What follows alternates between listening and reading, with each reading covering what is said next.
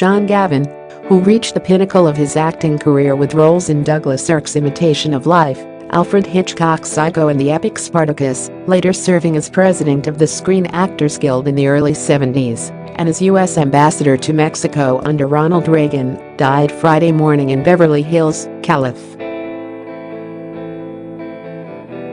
He was 86. The actor was signed to a contract and almost played James Bond in the film Diamonds Are Forever. Gavin was SAG president from 1971-73 and was President Reagan's first ambassador to Mexico from 1981-86. Gavin made two films with German-born director Douglas Sirk in the late 1950s, A Time to Love and A Time to Die, an imitation of life that greatly raised his profile in Hollywood and around the country.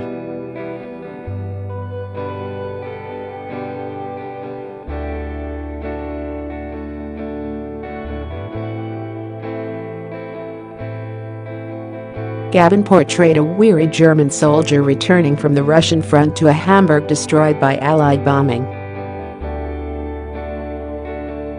Fruitlessly searching for his family, he falls in love with fellow orphan Elisabeth, Liselotte Pulver, but both of them know he must return to the front. Critic Daniel Green wrote, as with any Sirk melodrama, however, A Time to Love and A Time to Die inevitably comes to hinge upon the on-screen chemistry between its two love-struck leads. Fortunately, audiences were once again treated to yet another masterclass in romanticism, as Ernst and Elisabeth's potentially blissful future is briefly glimpsed before being tragically snatched away in a cruel, almost trademark twist of fate. The Los Angeles Times said the film, while not as good as All Quiet on the Western Front, was vivid, sometimes brutally shocking, and, less often, emotionally moving, while Gavin gave a sensible, likable performance. Sirk followed with a remake of the 1934 film Imitation of Life that was the biggest box office success at Universal until Airport in 1970, and the fourth most successful film of 1959 overall, grossing $6.4 million. That film, dismissed by many critics at the time as a soap opera, is now generally considered a masterpiece of complex storytelling. In a 2015 review, The Village Voice said, 56 years after it opened, Douglas Sirk's Imitation of Life remains the apotheosis of Hollywood melodrama. As Sirk's final film, it could hardly be anything else, and the toughest-minded, most irresolvable movie ever made about race in this country. But the film did not succeed because of Gavin. Though he was second billed after Lana Turner, his character was ancillary to the main storyline involving two mother-daughter pairs. Gavin's Steve Archer loves Turner's Laura Meredith, but is rejected by her, and, in time, Laura's daughter, played by Sandra Dee, comes to love Steve Archer, but is rejected by him because he still loves Laura. Nevertheless, the success of the film had to be good for his career. He next appeared in the Michael Curtiz-directed women's picture A Breath of Scandal, starring Sophia Loren and Maurice Chevalier. But far more important was the film after that, Hitchcock's Psycho, in which he played Sam Loomis, the boyfriend of Janet Leigh's Marion Crane, who frets that they don't have enough money, steals some from the office where she works, drives to a secluded motel and… Just as an imitation of life, Gavin's role in Psycho was not central, but despite the initially mixed critical reception, the film was an extraordinary box office success, which couldn't help but benefit all associated with it. His next film was the Stanley Kubrick-directed Spartacus, starring Kirk Douglas as the slave who leads a rebellion in ancient Rome. Gavin played the supporting role of Julius Caesar, who is the protege of Roman Senator Gracchus, Charles Lawton, who uses this rebellion to advance the career of Caesar.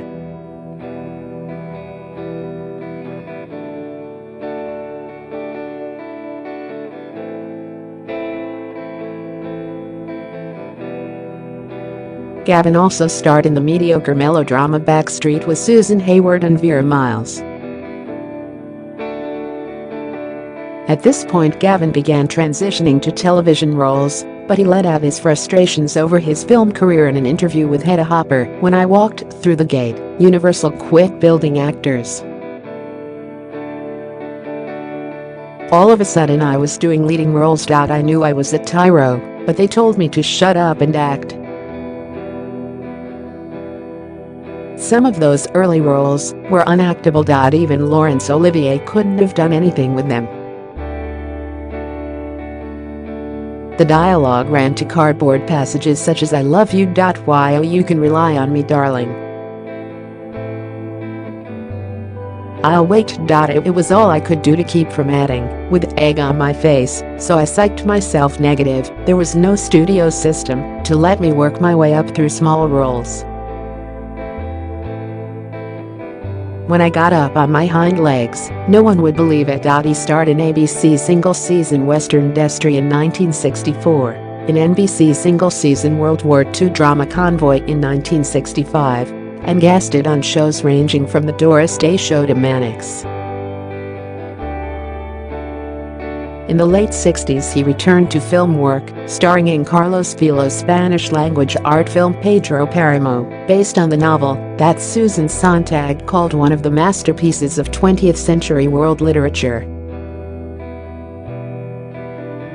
Also in 1967 he had a supporting role in Julie Andrews' vehicle Thoroughly Modern Millie. The following year he starred in Italian-French spy thriller Os 117, Double Agent, and Gavin had a supporting role in The Mad Woman of Chaillot, 1969, starring Katharine Hepburn. After the departure of George Lazenby, Gavin was signed to play James Bond in the 1971 film Diamonds Are Forever, but United Artists ultimately decided to make an offer that Sean Connery couldn't refuse, and he returned to play 007. Gavin's contract was nevertheless honored in full. He continued doing TV guest appearance until 1981. John Anthony Galliner was born in Los Angeles, a fifth-generation Angeleno on his father's side, descended from early Spanish landowners in colonial California. His mother was a Mexican-born aristocrat. His father, however, changed the family surname to Gavin. He graduated from Stanford University with a B.A. in Economics and Latin American Affairs, completing senior honors work in Latin American economic history. Gavin later said that, while in college he had no interest in acting whatsoever.